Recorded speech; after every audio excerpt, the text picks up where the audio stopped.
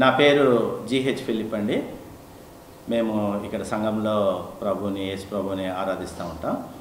మరి ఎందుకు ముఖ్యంగా ఈ ప్రెస్ మీట్ పెట్టవలసి వచ్చిందంటే 13/4/2025లో గాస్పుల్ అసెంబ్లీ అని చెప్పి అక్కడ ప్రెస్ మీట్ పెట్టి మా మీద ఆరోపణలు చేశారు. కాబట్టే మిమ్మల్ని పిలిచినాం. చేరొచ్చిన మీ అందరికీ కూడా వందనాలు, ముందుగా నమస్కారాలు. మరి 13/4/2025లో మా మీద చేసిన ఆరోపణలు అవాస్తవమని మీకు తెలియజేయాలని మేము ఇష్టపడుతున్నాం. ఒక మాట వరప్రసాద్ రెడ్డి అనే ఒక వ్యక్తి చెప్పాడు, మేము అనేక అక్రమాలకు పాల్పడ్డామని. అక్రమం అనే పదము ఆయనకు తెలుసో లేదో, దాని అర్థం ఆయనకు తెలుసో లేదో మాకు తెలియదు. అక్రమం అంటే అది చాలా భయంకరమైనటువంటి తప్పు. మేము అటువంటి అక్రమాలు ఒకవేళ ఏమైనా చేసింటే ఆ అక్రమాలు ఏంటో మాకు తెలియజేస్తే, లేకపోతే మీకు తెలియజేసిన ఆధారాలతోటి వాటికి ఖచ్చితంగా మేము సమాధానము చెప్పగలం. లేకపోతే మాత్రం వారి మీద చట్టపరమైనటువంటి యాక్షన్ ఖచ్చితంగా తీసుకోవాలని మేము చెప్తున్నాం. మీ ముందు పత్రికా విలేకరుల ద్వారా తెలియజేస్తున్నాం. అదేవిధంగా ఆదినారాయణ ఇంకో వ్యక్తి 13/4/2025 అక్కడ జరిగినటువంటి ప్రెస్ మీట్లో లెక్కలు చూపించడం లేదు అని ఆయన చెప్తూ ఉన్నాడు అనమాట. 40 లక్షలు అని చెప్పి, ఇంకొకటి ఏందో కాకి లెక్కలన్నీ చెప్పి 1 కోటి రూపాయల వరకు ఆ లెక్కలు చూపించడం లేదు అని ఆయన తెలియజేస్తూ ఉన్నారనమాట. కానీ వాళ్ళు ఆ డబ్బు మాకిచ్చినట్లు ఎక్కడైనా ఆధారం కానీ చూపిస్తే దానికి డబ్బులు నేను కట్టిస్తాను. వాళ్ళు ఏమీ లేకుండా, ఏమీ ఆధారం లేకుండా తప్పుడు ప్రచారము చేస్తూ ఉన్నారు. అయితే ఈ సందర్భంగా మీకు ఒక ముఖ్యమైన విషయం తెలియజేసేది ఏంటంటే, గాస్పుల్ అసెంబ్లీ అనే సొసైటీని రిజిస్టర్ చేయబడినటువంటి సొసైటీ అది. ఆ సొసైటీలో 2017లో రిజిస్టర్ చేసినాము. దాని సంఖ్య 118/2017 ఆ రిజిస్ట్రేషన్ నెంబర్తో చేయబడింది. ఆ రోజు నుంచి అంటే 2017-18 నుంచి 2023-24 వరకు ప్రతి సంవత్సరం కూడా ఆడిట్ చేయబడతా ఉంది. మరి ఆయనకి ఆడిట్ చేయడం అంటే అర్థం ఏంటో ఆయనకు తెలుసో తెలియదో మాకు తెలియదు. కానీ ఆడిట్ చేయబడినటువంటి పత్రాలు రిజిస్టర్డ్ చార్టెడ్ అకౌంటెంట్ హరిశ్చంద్రరామ వాళ్ళ దగ్గర ఆడిట్ చేసి అది సంఘానికి మేము సబ్మిట్ చేస్తూ వచ్చామన్నమాట. అవన్నీ చూసి కూడా ఈ రోజుకి ఇంతే చెప్తున్నారు. ప్రతిసారి ఈ ఆరోపణలు ఇది కాదు, వాళ్ళు గత 2 సంవత్సరాలుగా ఇదే పని చేస్తూ ఉంటే, ఒకరోజు సంఘంలో చర్చిలో నేను పబ్లిక్గా చెప్పాను. ఆ వీడియో కూడా మా దగ్గర ఉంది, రుజువు. ఏది నేను ఆధారాలు లేకుండా మాట్లాడటంలే, అన్ని ఆధారాలతోనే మాట్లాడుతున్నాను. అందరి ముందు చెప్పాను అన్నమాట చర్చిలో, మీకు ఎవరికైనా ఈ సంఘం గురించి, ఈ లెక్కల గురించి మేము తప్పు చేశాము, పలానా దగ్గర ఇంత డబ్బు తిన్నాడు ఫిలిప్ కానీ విజయ్ కుమార్ గారే అని మీరు చూపిస్తే దానికి మేము జవాబు చెప్తాము అని. వాళ్ళు మళ్ళీ చేస్తూ ఉంటే చర్చి వాట్సాప్ గ్రూప్లో కూడా అదే మెసేజ్ పెట్టాం. దానికి కూడా ఆధారమే, వీడియో ఉంది, ఆధారం కూడా ఉంది. కాబట్టి మేము డబ్బులు తినేసినాము లేకపోతే లెక్కలు చెప్పడం లేదనేది మాత్రం 100% తప్పు. మా మీద అసత్యమైన ప్రచారము వారు చేస్తూ ఉన్నారు. అసలు వాళ్ళిద్దరూ పెద్దలయ్యారని చెప్పుకుంటున్నారు. వారు ఎలాగ పెద్దలయ్యారు అనే ప్రశ్నించినందుకు, ఇంకొకటి వాళ్ళు అడిగినంత డబ్బు వాళ్ళకి ఇవ్వనందుకు, వాళ్ళకు అధికారము మేము ఇవ్వనందుకు వాళ్ళు మా మీద బురద జల్లడం ప్రారంభించారన్నమాట. అయితే మేము ప్రతిసారి ఎదుర్కొనడం వల్ల వాళ్ళు ఏమీ చేయలేక ఇట్లా పబ్లిక్గా మీ దగ్గరికి వచ్చి చెప్పారు. కాబట్టి మేము కూడా దానికి జవాబు చెప్పవలసి వచ్చింది. వాస్తవానికి డబ్బులు తినింది ఎవరు అంటే వాళ్ళే. నా దగ్గర ఆధారాలు ఉన్నాయి. ఇప్పుడు నా డిసెంబర్ నెల నుంచి వాళ్ళు డబ్బులు కలెక్ట్ చేస్తున్నారు. ప్రతి నెల కలెక్ట్ చేసి, ఇప్పుడు ఆయన చెప్పిన లెక్కల ప్రకారమే చూసుకుంటే అది 15 లక్షలు ఉండాలి. ఇప్పుడు అంత డబ్బు లెక్క కలెక్ట్ చేస్తే మరి ఖర్చు పెట్టి ఉంటే సరైన విధంగా ఆ లెక్కలు చూపించారా? ఈరోజు కూడా చూపించలేదు. మళ్ళీ సెంటినరీ సెలబ్రేషన్స్ అని ఒకటి జరిపినప్పుడు అందరి దగ్గర డబ్బులు వసూలు చేశారు.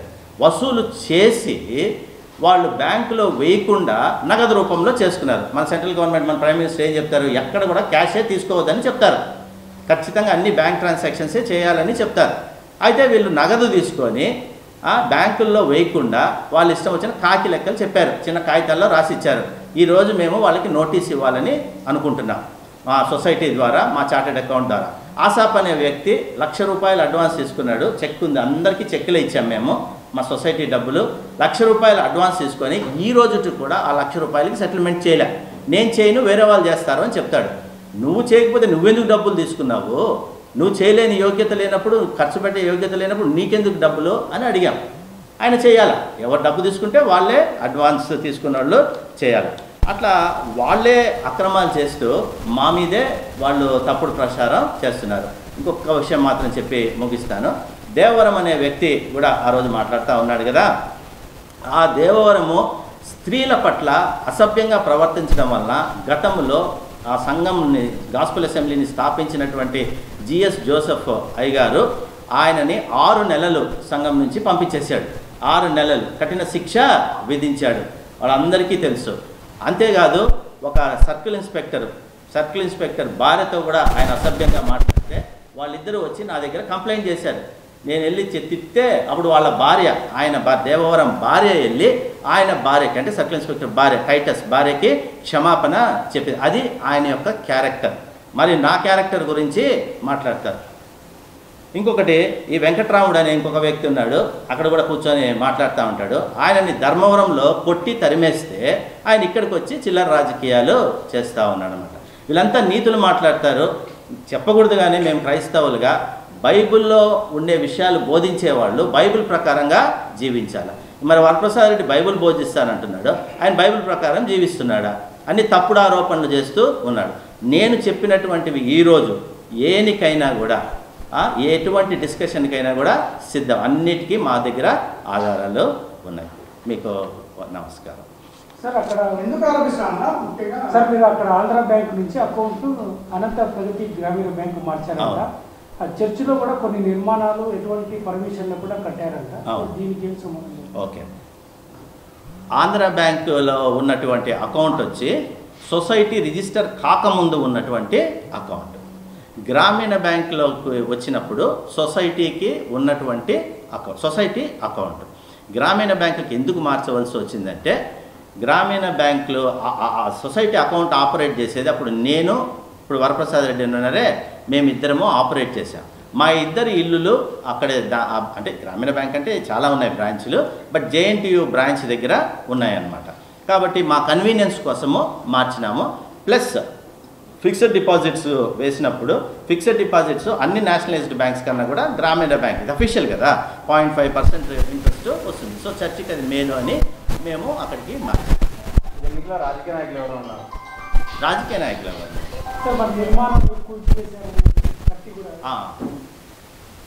వాస్తవానికి బిల్డింగ్ కట్టారు కదా, అది ఒక్కరు కట్టింది కాదు, అందరూ కలిసి. ఇప్పుడు మీరు చూసింటారు, మీరు చూస్తే పాత బిల్డింగ్ వచ్చి కుడి చేతి పక్క ఉంటుంది, కొత్త బిల్డింగ్ వచ్చి ఎడమ చేతి పక్క ఉంటుంది. అయితే కొత్త బిల్డింగ్ కట్టుకున్నప్పుడు మేము పర్మిషన్ అప్లై చేస్తే వాళ్ళు ఇవ్వలేదు. అప్పుడు నేనొక్కనే కాదు, అందరూ కలిసే చేసింటారు, అందరు కలిసే చేశారు. అది నేనొక్కనే కాదు దానికి జవాబుదారి. సో కట్టలేదు, పర్మిషన్ తీసుకోలేదు, కట్టారు. సో మధ్యలో చెప్పకూడదు, అక్కడ ఉండే వాళ్ళే కోర్టుకి వేయించినారు. ఏమని? ఇది ఇల్లీగల్ కన్స్ట్రక్షను అని. కోర్టు స్టే ఇచ్చింది అనమాట. కోర్టు ఏమని స్టే ఇచ్చింది? ఫర్దర్ కన్స్ట్రక్షన్ చేయొద్దని ఆపేశారు. ఫర్దర్ కన్స్ట్రక్షన్ చేయొద్దు అని ఆపేశారు. అలాగే వెనకాల ఒక బిల్డింగ్ కడతా ఉంటే చర్చి నుంచే ఒక వ్యక్తి మున్సిపల్ కమిషనర్కి ఫోన్ చేశాడు. మున్సిపల్ కమిషనర్ నాకు ఫ్రెండ్, అంటే మళ్ళీ మీడియా ముందు చెప్పకూడదేమో, అంటే మేము టెన్నిస్ దగ్గర వస్తారు. ఆయనే చెప్పారు మీ చర్చి వాళ్ళే ఫోన్ చేశారని. మీ చర్చి వాళ్ళే ఫోన్ చేశారు, అందుకని అది పర్మిషన్ లేదు కాబట్టి కొట్టారు. సరే, చాలా వాటికి పర్మిషన్ లేవు కదా, మాస్క్స్ కానీ టెంపుల్స్ కానీ వేరే చర్చిలకు కూడా. మరి అవన్నీ చేయలేదంటే వాళ్ళు కంప్లైంట్ చేయలేదు అన్నారు. సరేలే, ఇంకా సరే మంది కూడా తప్పు ఉంది కదా అని మేము ఊరికినే ఉన్నాం. అంటే నాది కాదు తప్పు నాదొక్కడిది కాదు, అది చర్చి అంతటికి సంబంధించింది అనమాట. Vijay Kumar, retired MEO, gospel అసెంబ్లీలో సభ్యునిగా ఉన్నాను. గాస్పల్ అసెంబ్లీ సమస్యలకు ముఖ్య కారకుడు వరప్రసాద్ రెడ్డి. వరప్రసాద్ రెడ్డి గారు ఇతరులు కలిసి ఫిలిప్ గారిని, విజయ్ కుమార్ గారిని సంఘ పెద్దలుగా ఉండకూడదని ప్రకటన చేశారు. అదే రోజు డేవిడ్ రాజును బల్లలో పాల్గొనకూడదని, రాజేష్ను 6 నెలలు సంఘ బహిష్కరణ చేస్తున్నట్లు ప్రకటించినారు. బైబిల్ ప్రకారము తోటి విశ్వాసుల మీద ఏకపక్షంగా ఇలాంటి ప్రకటనలు చేయటం వాస్తవమా? 50 సంవత్సరాల నుండి బైబిల్ బోధిస్తున్న పిపి వరప్రసాద్ రెడ్డి గారు ఈ విషయం తెలియదా? 13/4/25 విలేకరుల సమావేశం ఏర్పాటు చేసి సంఘ పెద్దలుగా చెప్పుకుంటున్న ఆదినారాయణ, దేవవరం సంఘ పెద్దలుగా నియమించారు. ఎవరు నియమించారు?